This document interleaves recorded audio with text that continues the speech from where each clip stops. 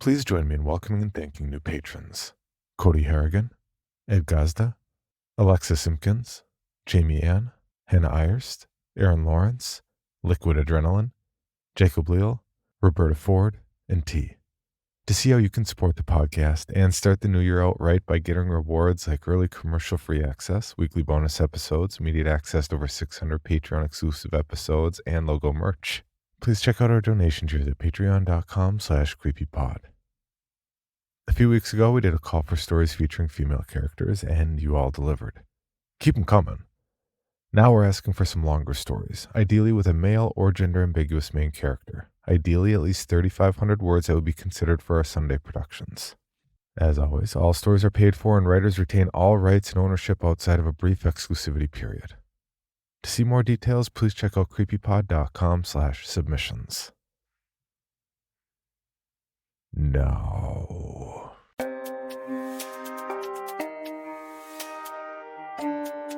This is Creepy, a podcast dedicated to sharing the most famous, chilling, and disturbing creepypastas and urban legends in the world.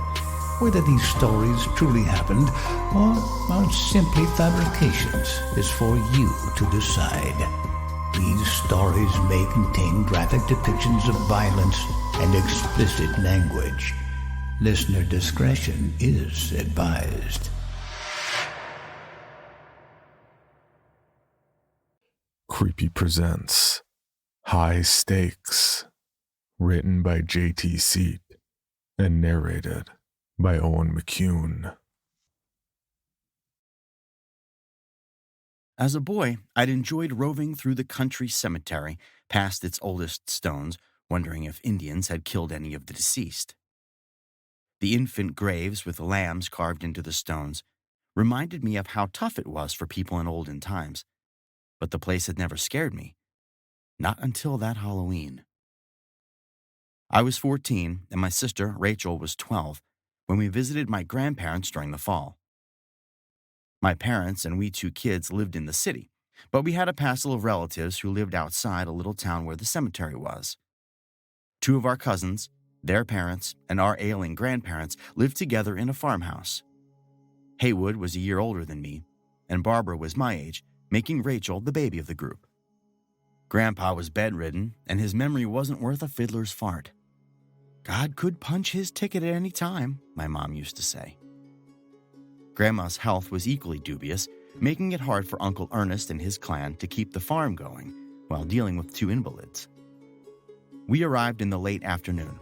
The two farm kids always enjoyed their little pranks when we city kids came for a visit.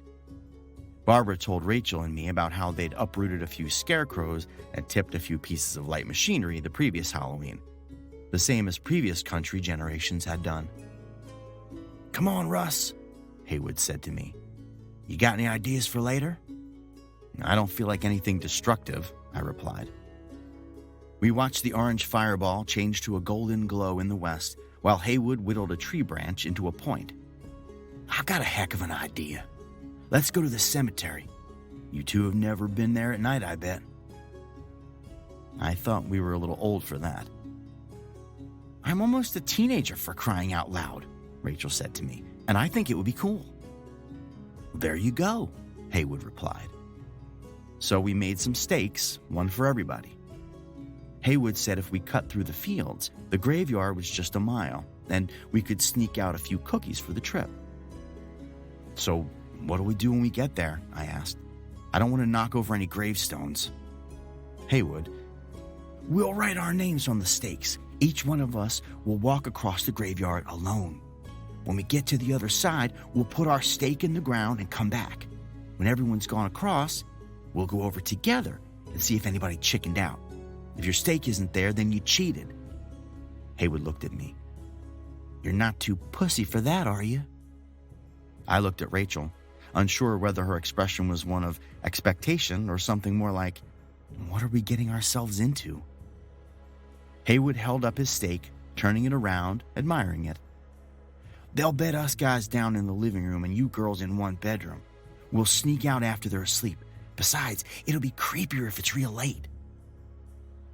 So it was decided. Our cousins had pocket knives, so we whittled the other 3 large steaks. "Let's don't make them too sharp," I cautioned, "in case somebody trips or something." Haywood looked at me like I was a total Nimrod afraid of his shadow. But I was only afraid of things that could really hurt you, not the graveyard. At least, not then. Around 10 o'clock, the girls were shuffled off to their bedroom, while we boys had the luxury of 2 living room couches. Haywood and I talked in hushed tones until my uncle hollered for us to go to sleep. For the next 2 hours, I listened to the old house settle and a duet between my grandfather and a night owl. Granddad's breathing was so labored, I halfway expected the sound to suddenly stop, for him to die in the room on the other side of the kitchen. I pictured him being lowered into the earth beneath the double stone that Grandpa and Grandma's sons and daughters had bought for them, their information already chiseled in, except for the dates of death. I shivered at the thought of a stone awaiting my parents, or even me and Rachel someday. A trip to the cemetery didn't seem like such a great idea. I hoped everyone would forget the whole thing when a sudden absolute stillness stirred me. Granddad had stopped breathing. I wondered if I should wake someone, but then I heard him mumbling. Some old saying, or maybe it was a song. I listened a while longer while closing my eyes. Something made me open them again.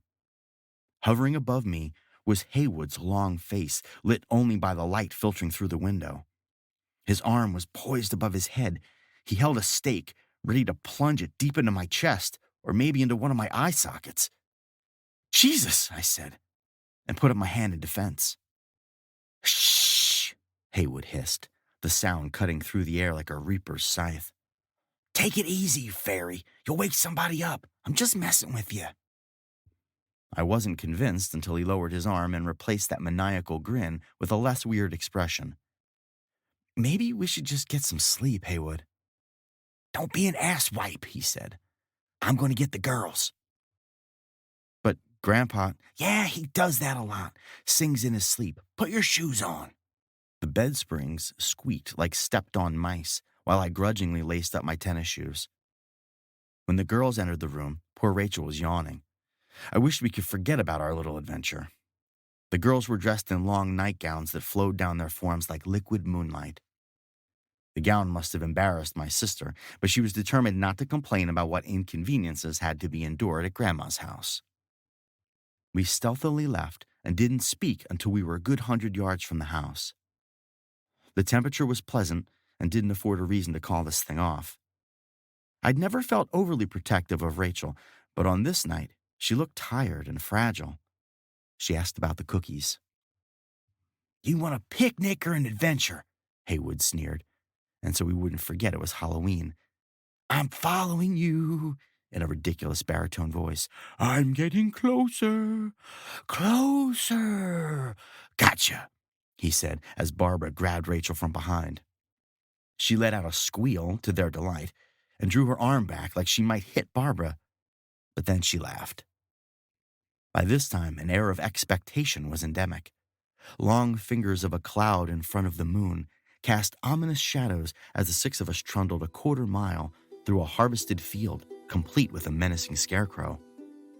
I half expected the ugly thing to raise an arm or shake a leg as we passed, serving as a sentinel to something more dangerous further along. Eventually, we were safely through the field and 2 barbed wire fences. The moon continued to shine fitfully through the scattered clouds, illuminating our path. For a moment, I thought I saw a distant light up the gravel road leading to the cemetery. "Did you see that?" I asked the others, but it had already winked out. "Maybe the Headless Horseman," Haywood said. "Maybe something else coming to play in the boneyard," Barbara suggested. We walked on. "Shh! Listen," Haywood said. We fell silent, the only sounds in our imagination. Even the droning of the cicadas had stopped. I didn't like that. "I thought I heard something. A chain rattling, maybe?" said Haywood, trying to scare us. He shrugged. "Isn't that what we're here for?" Ahead was the infamous cemetery, which held generations of corpses in silent, undisturbed repose. I hoped. It lay beyond the view of any farmhouses, waiting for us like a sentinel. We all fell quiet. Even Haywood's quips ceased as we made our way to the iron fence. On the other side were the oldest stones. They stood up like crooked teeth protruding from gums of uneven earth. The cemetery had plenty of stones with 19th century dates, but not many were fine enough to have soaring cherubs or grand guardian angels presiding over the deceased. In the pale light, the rough rectangle of land looked like an evil oasis, an obstacle course with its high weeds, tombstones, a few modest crypts, all serving as barriers to be traversed. We hunkered down in the dirt and scrub grass. I said, "Let's do it and get it over with." For me, Halloween, stories about things going bump in the night and crossing the graveyard alone, had lost whatever shine it possessed when we were whittling steaks and watching the sunset. "We should have at least brought a flashlight."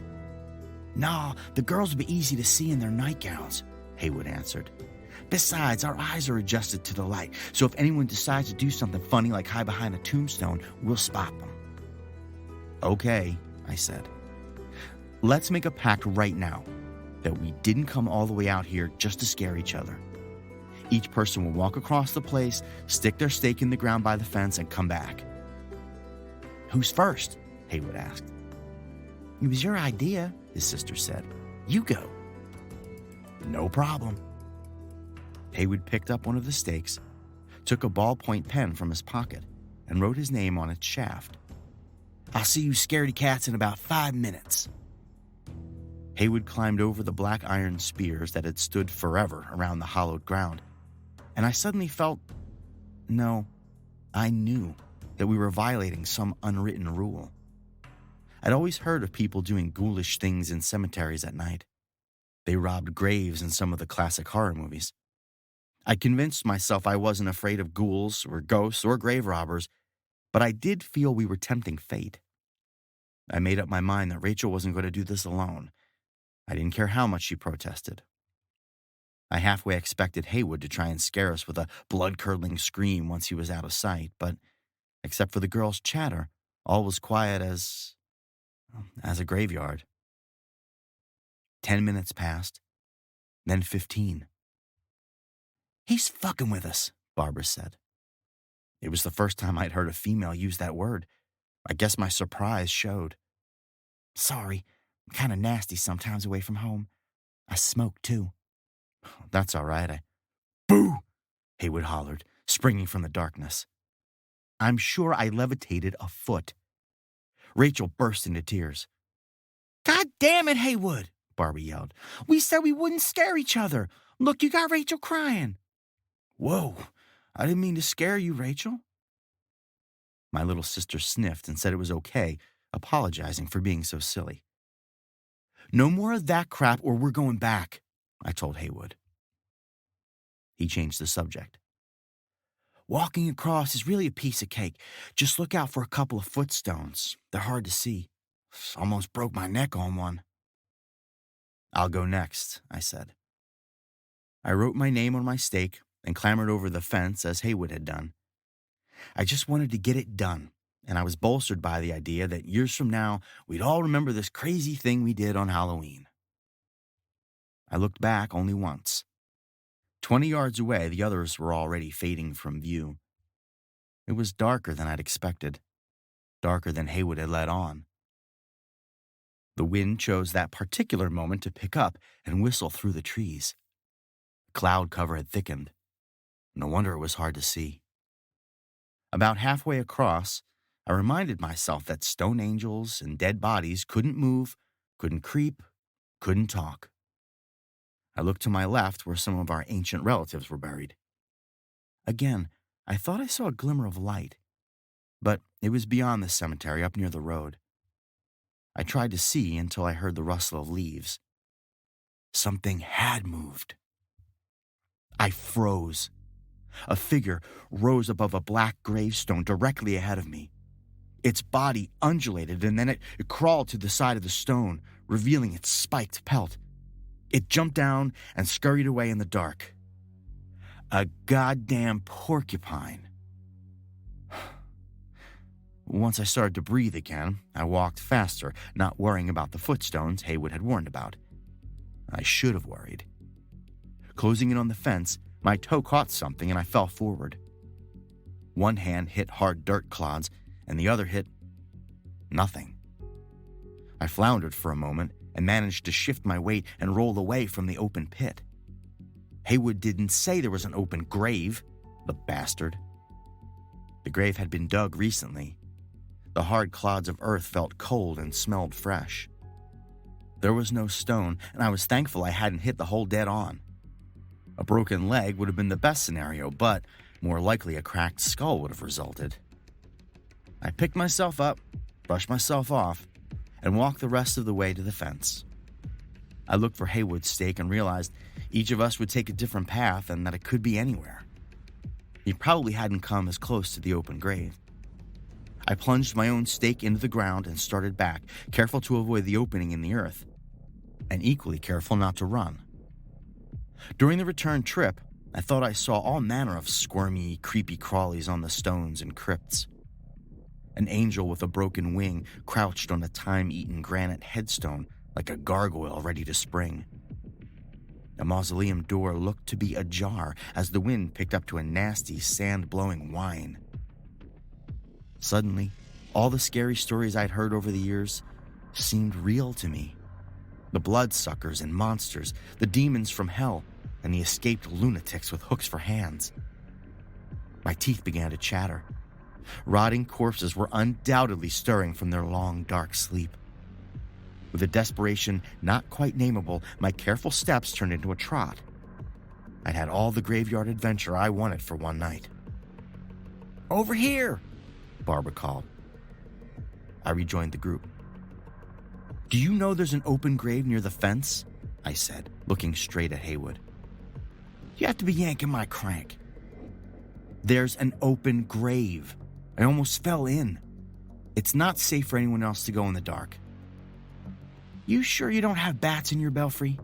Haywood added, but without much conviction. "I didn't hear about anybody dying around here." "Maybe it's somebody from town. Who knows, but it's there." "The rest of you want to go home?" Haywood asked. Barbara wanted to go across, pushing out what chest she had with some bravado. Rachel didn't protest, but asked Barbara why she wanted to go. She said she just wanted to prove she could. "Stay over to the left in the direction of the family graves, and you'll be away from the hole," I said. "When you get back, we'll all split, right?" Everyone nodded. Rachel looked like she could fall asleep standing up, so I knew she wouldn't unload on me for not getting her turn. Barbara picked up a stake. "If I'm not back in 15, send in the Marines." She looked like an apparition, floating over the ground in her long nightgown. Black clouds swept over the sky by an ethereal wind. I'm not sure how long we waited for Barbara to come back. 1 minute can seem like 10 when you're waiting for something, and by then we were chilled and thirsty. "Do you think Barb's messing with us to get even with me?" Haywood asked. "Dunno. She's your sister." "I'm going after her," he said. Before I could object, Haywood clambered over the fence and ran into the dark.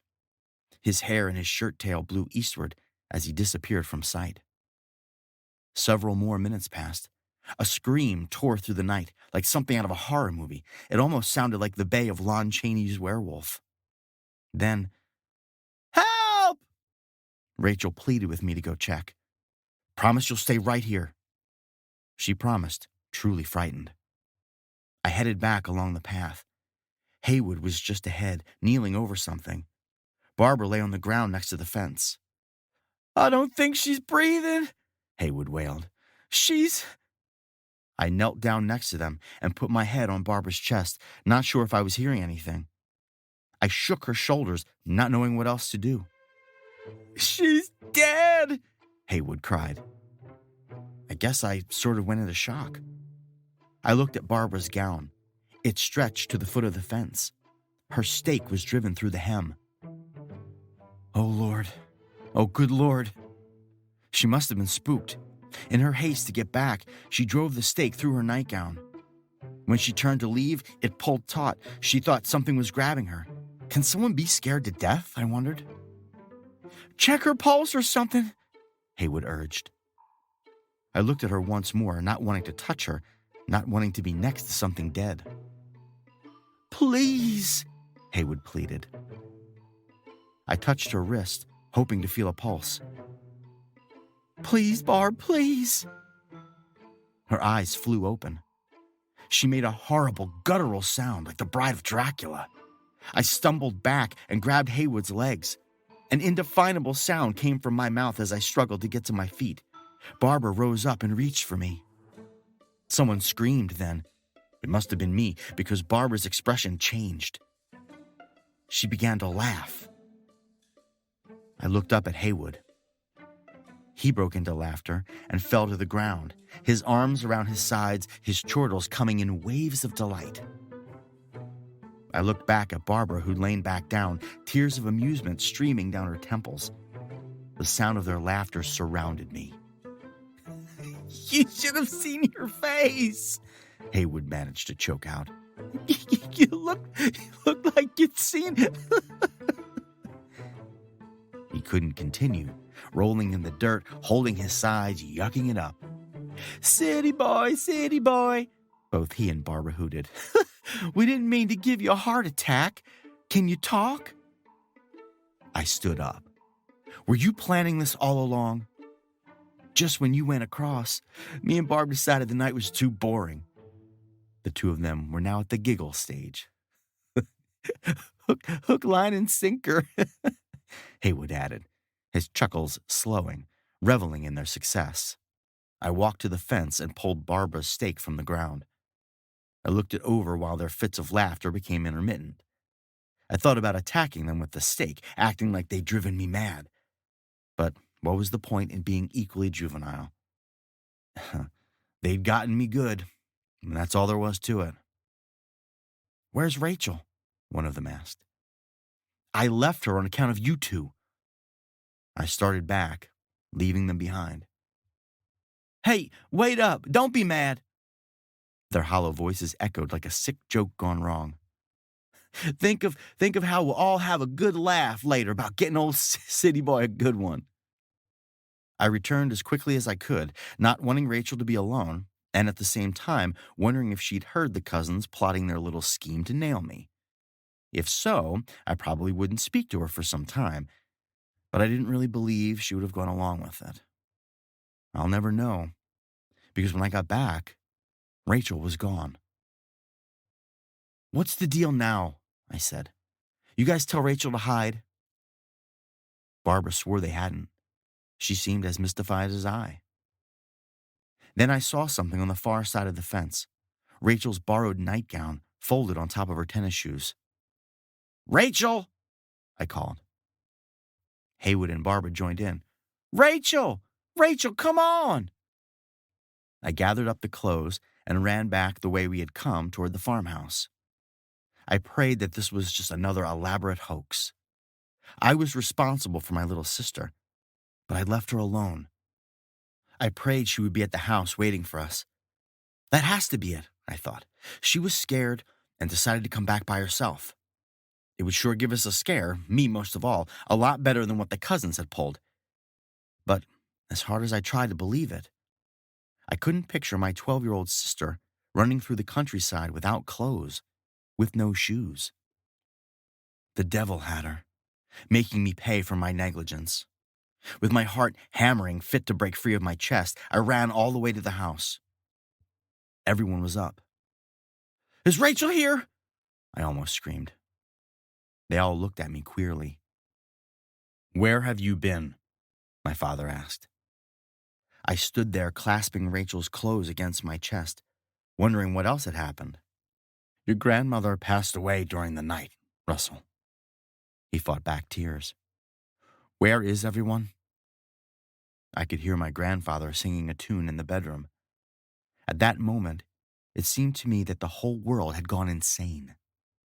When the other two arrived, I sat on the couch with my head in my hands and told both sets of parents the whole story. I waited for Haywood or Barbara to say it was their fault, but they never did, the shits. My Uncle Ernest was on the phone the moment I'd finished. They searched for days, local people and state troopers. I kept thinking about that screaming mouth of earth I'd nearly fallen into, the empty grave. An old man of 90 was laid to rest that morning, the day the search began. I hoped someone had crawled down in that hole before the burial to make absolutely sure nothing had been buried deeper down. People stopped searching long enough to witness Grandma's interment 4 days later. 2 days after that, Grandpa croaked. The remaining sons, daughters, grandsons, and granddaughters came to pay their respects to Grandma and hung around for Grandpa's funeral. The little country cemetery had a busy week. One Bible-beating relative had the audacity to proclaim that Rachel had been taken up to be with her grandparents. Frighteningly, some authorities thought that as good an explanation as any. I didn't go to the services. I never went near that graveyard again because I was afraid I might hear Rachel calling for help, calling for me to find her. If I'd had 3 wishes on a monkey's paw, they would have been that no one had died, no one went missing, and no one had gone to that damn cemetery. Weeks later, I remembered something no one else had thought about: the unused stake. It was missing when I came back to the fence, vanished into thin air, just like Rachel. Things were never the same between my family and my cousins, nor between my parents and me. Even though they never accused me, I served a penance for my role in Rachel's disappearance. In fact, life had been a struggle because my memories all returned to that Halloween night. We all lost something we could never get back. Until now. If the party or parties responsible for my sister's disappearance read this, I beg you to take pity and tell me exactly what happened. I know you're out there. I know because of what I found in my mailbox yesterday. An old weathered stake with the letters RACHAEL crudely scrawled on its shaft. For your bonus episode, Creepy presents Ghost Hunting, written by Kamal Anor. Chuck wanted to know if ghosts really did exist, so we trekked out into the woods following an overgrown logging trail. He told me to be quiet as we went because he didn't want the ghosts to know we were coming for them. Chuck believed he had to catch them when they weren't expecting it. Otherwise, there'd be nothing but air to look at. The cabin, he said, was where they liked to gather. Even the dead needed something to do, he would say when I asked why. So there we were, making our way up the hill on a cold October night.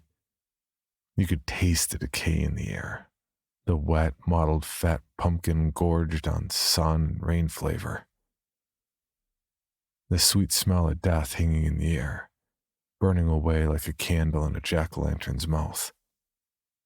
We said nothing as we made our way along the dirt path. I only knew Chuck was there ahead of me by the vague shape of his silhouette. He was so quiet I couldn't make out his feet touching the ground, or the sound of his breathing as we went up the hill. Soon, we were before the cabin.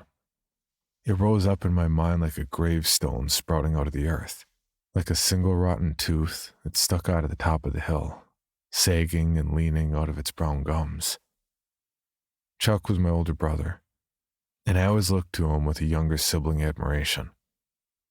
The kind that marveled at his success in all areas. Something for me to aspire to. If I could only be more like Chuck, I would be better prepared to face the terrors of the world. Still, for my own desires, I couldn't understand why my older brother had such a strange fascination with the occult. We entered the cabin. It was dark and smelled of termites and rot. There were no ghosts. The only thing to greet us, other than the smell, was an even stronger darkness. Like a shadow folded and layered on top of an even darker night. Chuck said nothing at first, and now I couldn't hear his slow movement to know he was there. "Close your eyes," Chuck whispered to me. I did as my older brother told me to do and closed my eyes. I strained my ears and focused on my other senses. At first, only a damp chill floated about my head. A silence stifled me, filling my gut with cold stones. The cabin had a faint tobacco smell that I'd started to detect, like a fragrance that had been attempted to be scrubbed away but was too baked into the skin to ever be lifted. Then I caught a faint sound that drove spikes into my belly. The sound of cards being shuffled, slowly moved by invisible hands. I trembled where I stood, feeling the cold spell welling in me like I was freezing and becoming hollow inside. The wind gasped outside, and we heard the dry voices of the leaves sweep about us. I continued to keep my eyes shut and focused on my hearing and scent. There was a chime that I heard somewhere in the cabin, like glasses kissing in a toast to good health. Chuck and I stood separated by a matter of a few feet, and I wasn't sure if he could hear or smell what I witnessed. Neither of us spoke. Even though we were separated by a meager distance, we might as well have been standing on separate continents, with nothing but darkness swallowing the space between us. Nothing jumped at us from the dark, and there were no ghostly shapes revealed by moonlight. "Chuck?" I said, trying to keep a quiver from my voice. The cold feeling in me was boiling. A stark chill that wedged its fingers between your ribs and seeks to separate you with bony fingers. It drives for your heart, attempting to turn the beating thing to lifeless cold stone. My breath stuck in my throat, and I had, without realizing it, backed my way to the door. I knew Chuck had brought a flashlight, and I was terrified of the idea that he might turn it on and sweep the beam through the abandoned cabin. I couldn't stand to be there any longer. "Chuck, come on. There's nothing here." I heard Chuck move, and I jumped at how close he was to me.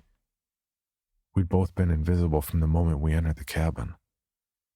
The way home was a lot better, but the cold feeling didn't relinquish its grip on me. Even after Chuck turned his flashlight on and the trees fell to the sides of our dirt road, I could sense the swirling uncertainty in my gut. I kept thinking to myself we shouldn't have gone there. We hadn't seen any ghosts, but that didn't mean they weren't inside the cabin. I said nothing and stared at my feet all the way home. For a long time, I lay awake in my bed. I couldn't shake the sounds I heard and the smells that rushed at me. Every time I closed my eyes, my mind ran to the top of the hill with the abandoned cabin. And this time, it was filled with ghosts.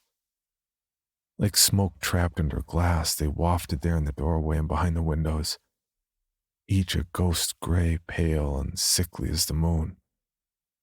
I whimpered and shivered, knowing we shouldn't have gone there. In the coming weeks, Chuck started to complain about a black spot showing up in his vision. He'd blink several times and rub his eye, but he couldn't get the spot to go away. He started to become a lot clumsier, and he crashed his bike when we were out riding. I still loved him dearly as any younger sibling admires the older ones, hoping to emulate and become more like their older counterpart, but ever since that night at the cabin, Chuck was starting to change. It was gradual at first, like a slow-acting poison seeping into the bloodstream. Some time passed, and Chuck started to say that the spot wasn't going away, but rather growing. He now angled his head when he looked at you, and our parents took him to see a vision specialist. He wouldn't tell me much about the results of his doctor's appointment, and we started to spend less time together. Chuck started to spend a lot more time in his room. I struggled with the idea that the cabin was at fault for my brother's misfortune. Chuck became reclusive, and even his friends at school saw less and less of him. My parents were now taking him to doctor visits on a weekly, if not daily, basis. Now and then I'd see a strange look in my mom and dad's face, a look of pity that they had for Chuck. One day Chuck started yelling, and I could hear him tearing the basketball posters off his walls. Chuck had always loved sports. But over the time since our excursion to the cabin, more of it was disappearing from his life. One day it was raining, and rather than watch a show on TV or play video games, Chuck simply sat in our kitchen, head tilted, looking out the window. In this way, Chuck went through a metamorphosis. In my mind, I continued to believe it was all tied to the cabin. Something about the dark space had burned into his eyes a black spot, and that last of his vision was continuing to burn away like fire eating at the edge of newsprint. He seldom spoke anymore, and when he did, his voice rattled in his throat like a stone dropped down a well. My admiration for him held strong. He was still my brother, but I could feel the dynamics begin to slip. I continued to watch the look in my parents' eyes deepen. With each passing day, their look became more morose, their brows rigid with deep-set lines. It appeared no amount of doctor visits was going to be able to prevent or preserve Chuck's vision loss. I wondered if Chuck told him about the cabin we went to at the top of the hill. I wondered if the missing piece of Chuck's vision could still be found there, lying on the floor, gasping for air. Was it possible to restore Chuck's vision? My resolve in thinking it was a mistake for us to have ever gone in search of the ghost strengthened. We never should have gone inside. I was plagued by the thought that even though we had tried to catch the ghosts unaware, they had somehow managed to reach inside my brother's head and pull his eyes out from his skull. Chuck became shy and timid in his approach to life. He seldom left his room, and when he did, it was merely to sit at the kitchen table and do his best to look out the window. "Chuck?" I said, sitting beside him. "Yeah," he replied without turning to face me. "Are you dying?" I asked. "No, not dying." He appeared distant, his voice labored. "I think I know where your eyes are." He didn't respond to my statement, but turned his shoulder to me and tilted his head further towards the kitchen window. I waited a moment, expecting him to respond in some way. He didn't. I got up and left him at the kitchen table. The dynamics between us were shifting ever more, and I had a sinking feeling that I might have to muster my courage and assume a more important role in our relationship. While Chuck was changing, I'd failed to realize that I'd need to change too. It had to be done without anyone asking me. At the time, I wasn't sure if I could explain what I had to do, but I knew I'd have to try and become more like Chuck, and I knew I'd have to try and find his eyes for him. I found I could no longer sleep. My mind burned with thoughts and worry. I could sense a strange terror brewing in my gut, like the first stirring breaths of a sinister storm, the first tides of an ill-fated swell. I knew I'd have to go back. I tried the best I could to push the idea out of my mind. I think it was for a number of reasons, but mainly the terror festered in my gut and was burrowing deeper into me. Chuck seldom left the kitchen table now, a ghost of his former self. The vision that was taken from him forced him to retreat, forced him to diminish and fold in on himself. He could barely eat anything. His sadness filled me with pity. I desperately wanted to help my older brother, but I was not yet ready to do what I believed I had to do. One day I worked up the courage to go back to the abandoned cabin during the daylight. I hoped that by going in daytime I could strengthen my resolve to help Chuck. I hoped that my fear would lessen, and the command the dark place held in my mind would be revealed as nothing more than an empty room. I chose daytime because, according to what Chuck used to say about ghosts, they didn't like the sun too much. The cabin had still grown to something forcible in my mind, and even facing the overgrown path gave me pause. I closed my eyes and could feel my heart beating in my chest. I forced my mind to think of my older brother Chuck. I forced myself to see the boy he once was and the boy he'd become. I started up the path in silence, though I wasn't concerned about catching the ghosts unaware, but rather I was concerned about them finding me alone. A stray breeze stirred the leaves to rattle like bones of the ancient dead. My mind rose with the same thought I'd carried in secret the first time we walked this path together. The idea that we, and now I, should not be here. I had to do it, though, for Chuck. The image of his current state urged me towards the dark cabin and the dark room where the ghosts had been, smoking and playing cards. After all, Chuck had always told me, even the dead need something to do. I took the path as slow as I could, but each second that passed was a triumph that I hadn't already turned away. It was daylight, and even though there were few shadows to grab my breath, I still felt a tremble blowing about my thoughts. The nightmares I had had about this place were becoming all too real. I had terrible dreams of returning to this cabin, but I had to be strong. I had to be brave. I had to be more like the Chuck I wanted to remember. I looked down at my feet and stuck my fingers in my ears, humming to keep the dry-throated voices of the dead things brought to life by the cool October wind. I felt myself being blown and swept along towards the dark room where my brother had lost his sight. The place where the ghosts had laughed at the game they played on my big brother by sewing a patch over his eyes. I had to be strong. I had to change. I had to reclaim what Chuck had lost in the cabin. Like a tide, I felt the fire rise in my blood and I quickened my pace. I was ready to face whatever would be hidden in the cabin now. Then it was before me. The dilapidated gravestone of a single brown tooth, sagging and leaning in a rotten mouth. Even in the daylight, the cabin was as menacing as I remembered it in my dreams.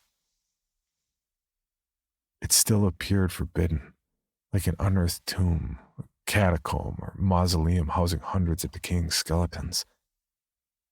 It was like stumbling on the remains of an ancient burial ground. I stopped, still a safe distance from the structure, my eyes drawn to the dark windows. I held my breath, almost expecting a face to appear. There was none, and I cautiously approached the cabin. When I reached the door, I stood and listened. I tried to see if I could make out the faint sounds of invisible cards and invisible hands. I tried to see if I'd caught the ghosts unaware. This time there was no soft sound. But as I stood outside, with the sun shining through the windows, I heard a thud, like a ball bouncing again and again. I edged my way and crouched at the base of one of the windows. There was just enough light that passed through that I could make out two bright green balls bouncing up and down in the middle of the room. I watched, unable to understand how this could happen. The balls dropped and bounced in perfect time with one another, falling with a single note and rising back to the same height. I blinked and wondered if it was just some trick of the light. But as I watched, I started to see a boy appear like mist. He was pale and as young as Chuck. I realized the poor truth. I'd caught the ghosts unaware. Now there was something to see more than air. I continued to watch this boy bounce and play with the green balls. Then I watched in horror as he took both in his hands and popped them into where his eyes should be. He blinked, and the orbs fit neatly in his face. The green color faded to that of mist gray. I stifled a scream by covering my mouth. I fell backwards and rolled on the ground. I was hit by the harsh realization that this ghost had taken my older brother's eyes. The green of the balls was the same clear green of my older brother's eyes. Like a bell striking in a deep, dead of night, my fear returned, and the warning I told myself when we first came screamed in my head. I shouldn't be here. I ran, tripping and falling along the path, but I didn't stop. I ran blind, with my eyes closed, remembering the command Chuck gave on our first visit. Keep your eyes shut. So I did. I ran with my heart beating in my chest. I ran with tears welling in my eyes. I wasn't able to be as brave as Chuck. Even with his vision gone, I would always admire him. The dynamics of our relationship had been forever altered, but he would always be my older brother. I made it back home. I was breathless and shaking as I came inside. Chuck sat at the kitchen table, and I saw him smile as he heard me come in. I sat down next to my brother and took his hand. I couldn't return Chuck's vision, but I was able to tell him one thing for certain, that ghosts are real. For more information on this podcast, including how to submit your own story for consideration, please visit creepypod.com. You can also follow us at CreepyPod on social media and YouTube. All stories told on this podcast are done so through Creative Commons Share-alike licensing or with written consent from the authors. No portion of this podcast may be rebroadcast or otherwise distributed without the express written consent of the Creepy Podcast production team and the story's author.